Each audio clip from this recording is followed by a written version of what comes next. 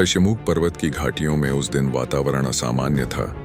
हवा में एक अदृश्य तनाव घुला हुआ था।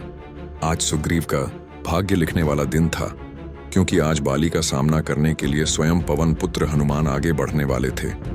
सुग्रीव कई बार अपने भाई बाली को ललकार चुका था, पर हर बार पराजित हुआ था।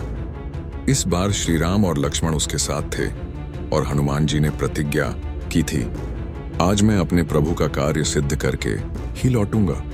सुग्रीव ने हनुमान जी से कहा, प्रभु, बाली बहुत शक्तिशाली है। उस पर वरदान है कि कोई भी उससे युद्ध करे, उसका आधा बल बाली में समा जाता है। मैं हर बार इसलिए हार गया। हनुमान जी ने मुस्कुराकर कहा, भक्त चिंता न करे, जिसका 10वां हिस्सा भी मेरे प्रभु श्री राम के चरणों में है, उसे कोई कैसे पराजित कर सकता है। आज मैं बाली से उसका 10वां हिस्सा लेकर ही मिलूंगा। यह सुनते ही सब चकित रह गए। हनुमान जी का भाव बड़ा गूढ़ था। जिसे अहंकार हो, उसका दंभ तोड़ने के लिए उसके 10 गुण भी पर्याप्त हैं।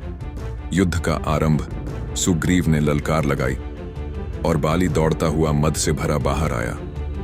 उसकी आंखों में क्रोध, गर्व और चुनौती चमक रही थी। लेकिन जैसे ही उसने देखा कि सामने सुग्रीव नहीं बल्कि महाबली हनुमान खड़े हैं, उसका चेहरा बदल गया। तुम सुग्रीव को छिपाकर तुम यहां क्यों आए हो? बाली गरज कर बोला। हनुमान जी ने शांत स्वर में कहा, मैं अपने आराध्य श्री राम का दूत हूं। आज तुझसे तेरे कर्मों का 10वां हिस्सा लेने आया हूं, जिससे तेरा अहंकार समाप्त हो। बाली हंस पड़ा। 10वां हिस्सा? मेरे सामने खड़े रहने के लिए 100 हिस्सों की ताकत चाहिए। परंतु अगली ही क्षण युद्ध शुरू हो चुका था। हनुमान बनाम बाली बिजली सी गति से हनुमान पर झपटा। उसका हर प्रहार पहाड़ हिला देता था, पर हनुमान जी का प्रत्येक वार पर्वत तो क्या, स्वयं वज्रासन जैसा था।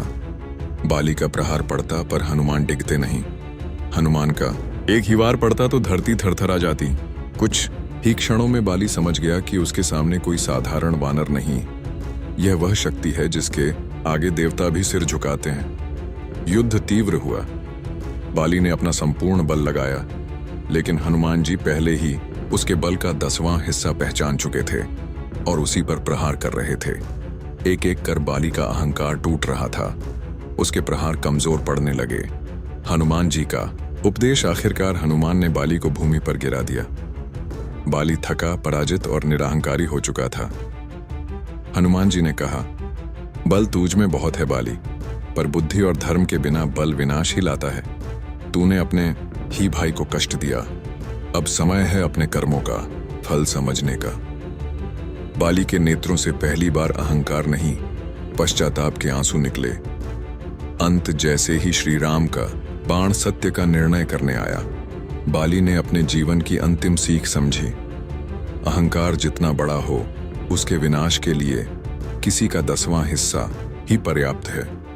हनुमान जी ने सुग्रीव को उठाया और कहा, अब तुम्हारा समय है। धर्म के मार्ग पर चलकर वनवासियों का कल्याण करो। ऋष्यमुख पर्वत में विजय के नारों से आकाश गूंज उठा। जय श्री राम, जय पवन सुत हनुमान।